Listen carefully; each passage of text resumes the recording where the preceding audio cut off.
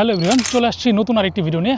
আজকে আমি যে বিষয় নিয়ে কথা বলবো সেটা হচ্ছে ব্যাংক স্টেটমেন্ট। ব্যাংক স্টেটমেন্টের বিষয়টা ক্লিয়ার করে দিচ্ছি। আপনারা নিশ্চয়ই জানেন অনেক ভিডিওতেই কিন্তু বলা আছে যে আপনারা ব্যাংক স্টেটমেন্ট প্রোভাইড করতে পারেন, অর্থাৎ আপনার যদি ব্যাংক স্টেটমেন্ট থাকে আপনি দিতে পারেন। এখন এইটার অনেক কনফিউশন আছে যে আসলে ভাই আমার তো ব্যাংকে টাকা নাই, তো আমার কি ভিসা হবে কিনা, আমার তো ব্যাংক স্টেটমেন্ট দেখাতে পারবো না। অথবা অনেকে বলে যে ভাই আমি যদি কোনো এজেন্সির থ্রুতে ব্যাংক স্টেটমেন্ট রেডি করে আমি যদি দেই সেক্ষেত্রে হবে কিনা, অথবা কোনো ব্যাংকের সাথে কথা বলে আমি যদি ব্যাংক স্টেটমেন্ট রেডি করি সেই ক্ষেত্রে কি পসিবল কিনা, বা এই ক্ষেত্রে কি আমার ভিসাটা হবে কিনা 100% শিওর কিনা। দেখেন, ভিসার 100% গ্যারান্টি আমিও বলতে পারবো না, যে অ্যাপ্লাই করবে সেও বলতে পারবে না। ভিসা ডিপেন্ডস করে সম্পূর্ণ হচ্ছে আপনার ইন্টারভিউ, আপনার ডকুমেন্টস, আপনার আনুষঙ্গিক সব কিছুর উপরে, এবং যে কাউন্সিলর আপনার ইন্টারভিউটা নিবে।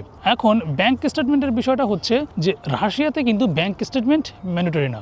আপনি ইউনিভার্সিটিতে যদি আপনি দেখেন ব্যাংক স্টেটমেন্টে তারা কিন্তু চাবে না যে আপনার ব্যাংকে টাকা আছে কিনা।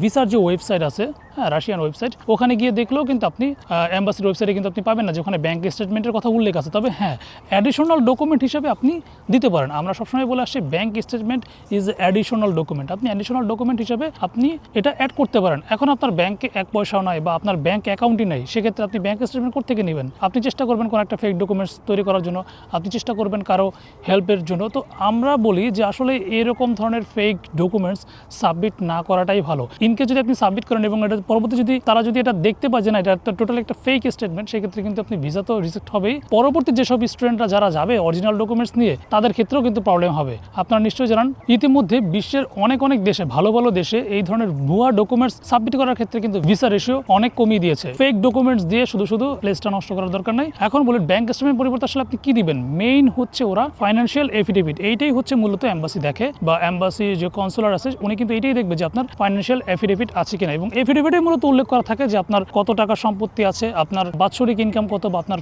স্পন্সরের বাৎসরিক ইনকাম কত, মান্থলি ইনকাম কত, এবং আপনাদের ফ্যামিলি অ্যাসেট কত টাকা অ্যাসেট ভ্যালু আছে, সবকিছু ফাইন্যান্সিয়াল যে এফিডেভিট এইটাই হচ্ছে সবচেয়ে বেশি ইম্পর্টেন্ট। এবং এইটার সাথে আপনি অ্যাডিশনাল ডকুমেন্ট হিসেবে ব্যাংক স্টেটমেন্ট দিতে পারেন। আমরা অনেক সময় ব্যাংক স্টেটমেন্টের কথা বলি যে হ্যাঁ, আপনার যদি ব্যাংক স্টেটমেন্ট থাকে আপনি দেন, কোনো সমস্যা নাই। আপনার যদি ট্যাক্স সার্টিফিকেট থাকে আপনি দেন, আপনার যদি ট্যাক্সের যদি পেপারস থাকে আপনি সাবমিট করেন, কোনো প্রবলেম নাই। কিন্তু আপনার যে জিনিসটা নাই, আপনি একটা ফেক ডকুমেন্টস তৈরি করে আপনি এখানে সাবমিট করছেন, আর যদি আপনি করেন এবং পরবর্তীতে যদি এটা জানতে পারে যেটা ফেক ডকুমেন্টস, সেক্ষেত্রে কিন্তু আপনার এটা ভিসা রেজিস্ট্রেশন হওয়ার সম্ভাবনা 100%। সেই ক্ষেত্রে আপনারা ইলিগাল ডকুমেন্টস সাবমিট করা থেকে বিরত থাকবেন, ফেক ডকুমেন্টস সাবমিট করা থেকে বিরত থাকবেন। আপনাদের কাছে যেই ডকুমেন্টস আছে সেই ডকুমেন্টস নিয়ে আপনারা সাবমিট করবেন, আশা করি আপনাদের ভিসা হয়ে যাবে। কারণ মূলত রাশিয়ান এম্বাসিতে আপনার ফাইন্যান্সিয়াল এফিডেভিটটাই হচ্ছে সবচেয়ে বেশি important, bank statement as a additional documents. বিভিন্ন এজেন্সি আছে যে আপনি টাকার বিনিময়ে তারা আপনাকে ব্যাংক স্টেটমেন্ট ম্যানেজ করে দিবে অথবা ব্যাংক স্টেটমেন্টের সাপোর্ট দিবে। এই ধরনের বিষয়গুলো থেকে আপনারা বিরত থাকবেন। 2026 সালে যেসব স্টুডেন্ট রাশিয়াতে অ্যাপ্লাই করতে চাচ্ছেন স্টুডেন্ট ভিসায়, সরাসরি আমাদের অফিসে এসে যোগাযোগ করতে পারেন, অথবা স্ক্রিনে দেখানো হোয়াটসঅ্যাপ নাম্বার আমাদের সাথে কন্ট্যাক্ট করতে পারেন। আমাদের দক্ষ কাউন্সিলিং টিম আপনাকে সঠিক একটা গাইডলাইন দিবে, সঠিক ইউনিভার্সিটি এবং সঠিক সিটি নির্বাচন করার জন্য সহায়তা করবে। আজকের ভিডিও এই পর্যন্তই, দেখা হচ্ছে পরবর্তী নতুন কোনো ভিডিওতে নতুন কোনো ইনফরমেশন নিয়ে। ধন্যবাদ সবাইকে।